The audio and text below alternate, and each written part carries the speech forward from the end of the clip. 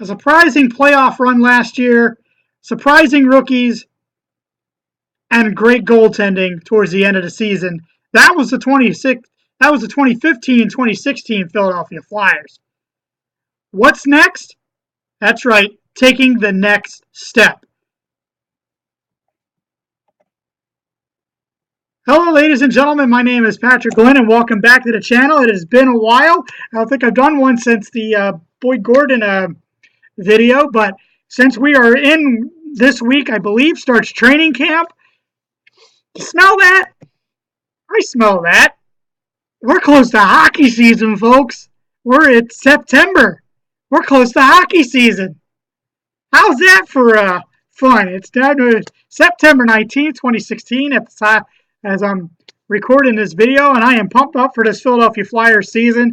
Our 50th anniversary, wow, 50 years of Flyers hockey, from starting out as a fledgling franchise to a powerhouse in the 70s to having a loyal fan base throughout the 50 years. Great moments. We will tap onto some of them throughout the year. From playing into the Spectrum to playing at the Wells Fargo Center, which is in its 20th season. I remember when that one was opened up and that surprising cup run. Not surprising, the Flyers were a dominant team in the mid-90s. That cup run in 97 in the first year of the building. So hopefully we can duplicate that. It seems like the years the years at the fall in of 6-7 is kind of good. The Flyers made the Stanley Cup Finals in 76-77, made the finals in 86-87, and made the finals in 96-97. However, 2006-2007 was arguably the worst year in Flyers history, but that is part of the 50 years and 50th anniversary that are now the late great Ed Snider had created for us back in 1966, and we are coming into our 50th year. Arguably the most successful team in Philadelphia history, meaning by playoff appearances and not by winning the championship, because the Sixers have the most championships, but the Flyers have been the most consistent team to make the playoffs pretty much every year.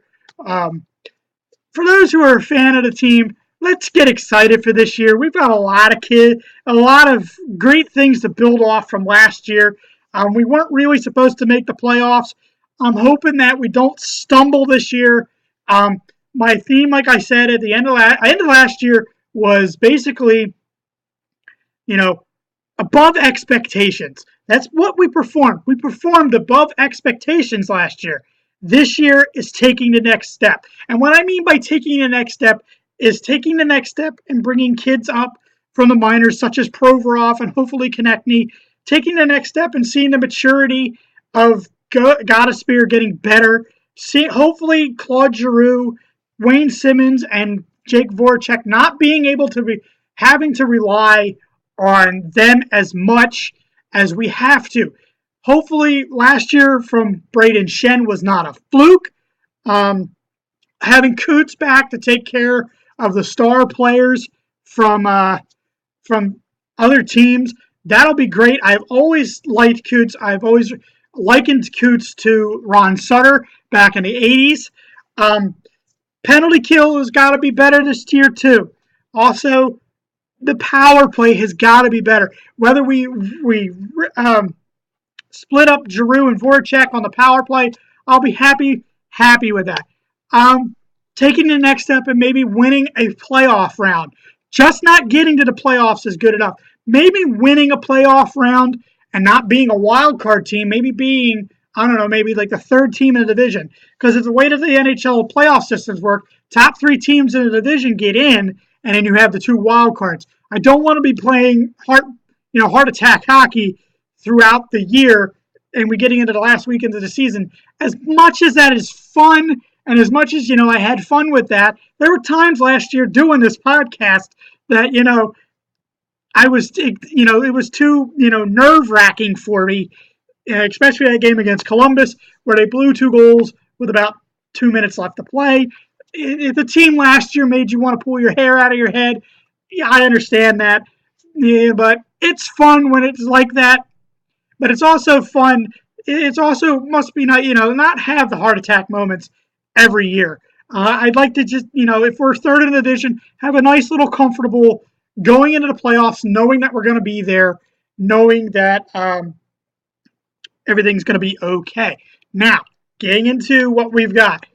Let's go forward. Let's go offense first. The forwards. Claude Giroux going to be back as captain this year. I'm excited for that. G is arguably my favorite player of the team. He's got to step up and be the captain that we know he can be. That he was back in 2012 during that playoff run where he rocked Sidney Crosby in Game 6 and set the tone. We need that Claude Giroux to show back up. I know he's had some nagging injuries this year. Last year, the last couple of years, breaking his hand with the golf club. G's got to step up. But I expect Voracek and Simmonds. I expect Voracek to be a lot better this year. I think he was having a lot of nagging injuries last year. A lot of nagging injuries that weren't, addressed. And I think he was gripping the stick too much.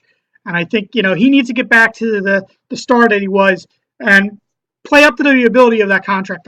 Wayne Simmonds is going to be Wayne Simmonds. He's going to lead you in penalty minutes, and he's probably going to lead you in goals. He's going to get his 30 goals a year. Hopefully that'll happen this year.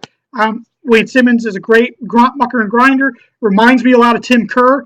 I saw that a lot last year. He's got quick hands. He's able to get. He loves getting in the front of the net like Timmy Kerr was, and he's lethal on the power play like Timmy Kerr was. But nobody's going to be Tim Kerr. Nobody's going to be Tim Kerr. Tim Kerr scored over 50 goals 4 straight years, and he had a record in power play goals in 1984-85. Nobody's going to be Tim Kerr, but I liken Wayne Simmonds to Tim Kerr with his muscle and his front, kind of like John LeClair was back in the mid-90s as well. I hope Brayden Schenn last year, he had a breakout season. I hope that's not a mirage. I hope he can build off of that. He's become my son's favorite player because he and I were at the game where the lady threw the brawl on the ice when Schenner scored the hat trick against the Flames. I expect. I hope he's not a mirage. Matt Reed really needs to step up this year. I think this is a make or break year for Matt Reed. You got to hit the net, Reed. His problem is he can't hit the net. I know he probably won't see this, but you can't hit the net. And I'm sorry, Matt. I think you're a wonderful person. You're great for the community, but you can't hit the net. You got to work on that in this preseason. I know a lot of the guys who are right now. I know a lot of the guys are playing in the World Cup of Hockey, which has been interesting, which has been fun. The first two friendly games between the United States and Canada kind of got nasty, but it's expected. It's United States and Canada. I'm hoping that a lot of the teams don't have any other players hurt. That's one of the prime problems with the World Cup of Hockey is injuries can happen, and you hate to see. Hopefully, none of the Flyers guys get hurt. But it's nice to see Ghost, and it's nice to see Ghost playing in the World Cup of Hockey on the North American side. Other than that, guys like Matt Reed. I don't think Ryan White's with the team anymore, but hopefully Boy Gordon can step into the Ryan White role. Penalty kills, face-offs. Dale Weiss is another guy that the Flyers picked up. I'd like to see him, see what he can do. He's from the Montreal Canadiens. Scott Lawton, I think, is going to be better this year. Another year seasoning. Like I said, if we can bring Konechny up, that would help. I wouldn't put him on the power play just right away. Coots is going to be Coots. He's going to be there to shut down the forwards, the star forwards of the other team, and he was very valuable missing last year in the playoffs against Ovechkin. Moving on to the defense, I think our defense will be a lot better this year, especially if we can bring up guys like Samuel Morin, or if we can bring up Provorov to go along with Ghost. 3 rookies, and you'll have McDonald, Streit, and Del Zotto. I like that, but I don't want to take Radko Gudas out of the lineup. As my buddy over at Shop from the Point, Tommy C., he was a big hairy ape. Tommy loves Radko Gudas, and I hope he steps up. I like Radko Gudas. He's a big defenseman who's got some skill to him, And he was wonderful last year. He was great on the penalty kill. Um, Outstanding. I expect Ghost to hopefully not have the sophomore slump this year. I hope he's learned that the teams are going to figure out what he's doing, and he needs to counteract to that. So hopefully Ghost will be able to do that this year. And we have a star in Ghost. I'd like to see a lot of these younger kids coming up that are on the defensive core. We're there, folks. We're almost there. As long as these younger kids get the seasoning that they need, then we'll be all right. Goaltending. If I'd love to see Michael Neuwirth start the season out as the starting goaltender. He played absolutely phenomenal for us in the playoffs and phenomenal for us in the regular season. Not knocking Steve Mason, because if it wasn't for Steve Mason, we wouldn't be in the playoffs at all. But I feel that Michael Neuwirth last year stole the number one position from Steve Mason. Steve Mason, as much as a great goaltender he is, I feel that he'll be best suited as the backup for Michael Neuwirth. But if we go all into the season with Steve Mason, fine. I'll be okay with it. I think our goaltending is solid.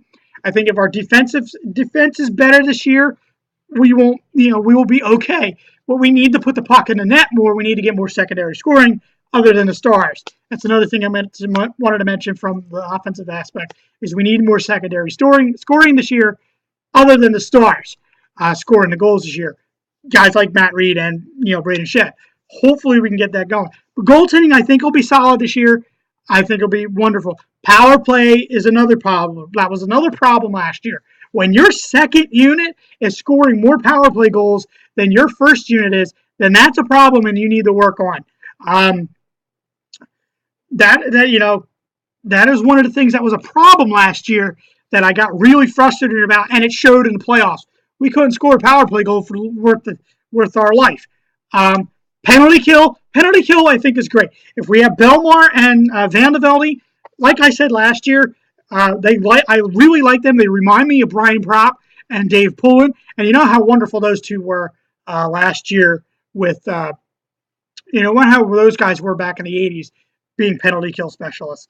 I expect them to be that way as well this year. Coaching, Dave Haxtell, year number 2. Hopefully we don't have a sophomore slump, and hopefully more of the systems he implements this year will be phenomenal. We got Ian LaPerriere and Gordon Murphy as the assistant coach. I love our coaching staff. It's wonderful. It's outstanding.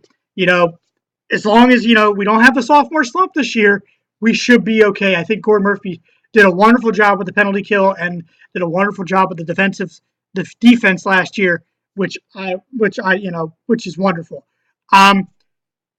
GM, what can you say about Ron Hextall that hasn't already been said? Hexy has been great as our GM. From the moves that he's made, from letting guys go, getting rid of contracts. I mean, especially getting rid of Luke Shen and Vincent Lecavalier last year. I love those guys. And, I didn't like those guys at all, I meant to say. I love those moves is what I meant to say.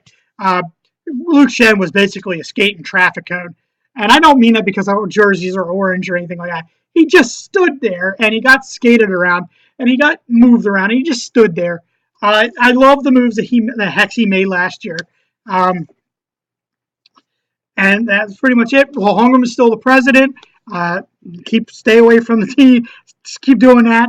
I'm not pretty sure who's running the team now since, unfortunately, since Snyder passed. I know it's owned by Comcast Sports Spectacor, so I don't know who runs it. If anybody can let me know in the comments section, let me know who's running it. I should know this stuff since I'm a Flyers fan, but I really don't know. I'm excited for this year. Like I said, I'm ready for, second season of me doing this, and it'll be a full season of me doing this. Now, with the Flyers on the West Coast opening up, my videos will probably be after the next day, unless I'm home to catch the game. West Coast games really kill me, being since I work nights. And, if I don't watch, I'll try to watch more than likely I'm going to watch every game this year. But if I don't have a video, please don't get upset. It's just working nights is kind of hard. The Wednesday night rivalry games are hard because those games end at like 10:30, and I've got to hurry up and get myself together. I got like 15 minutes to get everything together and get it out and up on the channel, get it going. Other than that, I should be okay. Afternoon games are really tough for me as well. But if it's a Saturday afternoon game, I'm perfectly fine. I can get up and then go back to sleep because I work Saturday nights. Like I did last year, I'll be on after the game. I'll have my 3 stars again, and I'll have my this date in Flyers history as soon as we get the season ramping and going here. I won't be doing any videos after preseason games unless you guys want me to. That as a scout, but I won't be doing that. My first game will be the game in Los Angeles against the Los Angeles Kings. They open up the season in Los Angeles, then they head to Arizona, and then they head to Chicago before they come back home for the home opener. The Flyers, they start the season on the road. Like I said, West Coast games are really tough for me, so I'll probably have it the next morning after the game. More than likely, I'll be able to listen to the game on the radio while I'm working. Other than that, I'm going to have to catch the highlights on the Flyers app and then take my notes down from there and give you who I thought was the star of the game or not. But other than that, after pretty much all the games that have started, since we're an East Coast team, to basically start at 7 o'clock, I should be on like between 9:30 and 10 o'clock after the games are done and have my videos up like there. If you guys want to follow me on Twitter, my Twitter is right underneath there, and look for Patrick Glynn on YouTube. That is the name of the channel. And other than that, let's get ready for this Flyers season. 2016, 2017, our 50th year. Saw the 50th year anniversary jerseys. I'm not really digging them that so far. And they look like the road jerseys, but with just gold trim and gold numbers. Could have done a little better, but hey, it's just to sell jerseys. I'm not going to get one because I don't have the money at the moment. I'm going to try to go to a couple of games this year if I can. But let's get ready, folks. 50 years of Flyers hockey. And I'll give you one of my favorite Flyers moments before I leave. Game 6, 1985, Wales. Yes, the Wales Conference Championships against the Quebec Nordiques. Dave Poulin getting a Flyers were up 1-0. They were down 2 men. Dave Poulin intercepts a breakaway and goes on in, puts it over Marion Gosselin's glove. And if you've never seen the highlight, go find it on YouTube. It's a wonderful, wonderful highlight, and the Spectrum is rocking at that moment. I'll give you that's one of my favorite moments for 50 years of Flyers hockey. And great call by Gene Hart, who I got my saying at the end of the shows. Like I said, end my episodes. Good night. Let's get ready for Flyers hockey this year, folks. I know I'm all over the place. Let's get ready for Flyers hockey. 50 years of Flyers hockey, and I will see you guys after the first game against the Los Angeles Kings, probably the next day, where they open up on the road at 10 o'clock start. I'm not sure when the date is. I got to get all that together here. But Flyers and Los Angeles Kings, will be the first game, 10 o'clock Eastern Standard Time, 7 o'clock for those over on the West Coast. I believe it'll be on Comcast Sportsnet for those who live in the Philadelphia area. I'll come on with a video before the season starts and give you guys more info. And as I always end my episodes, and as the late great Gene Hart said, good night and good hockey.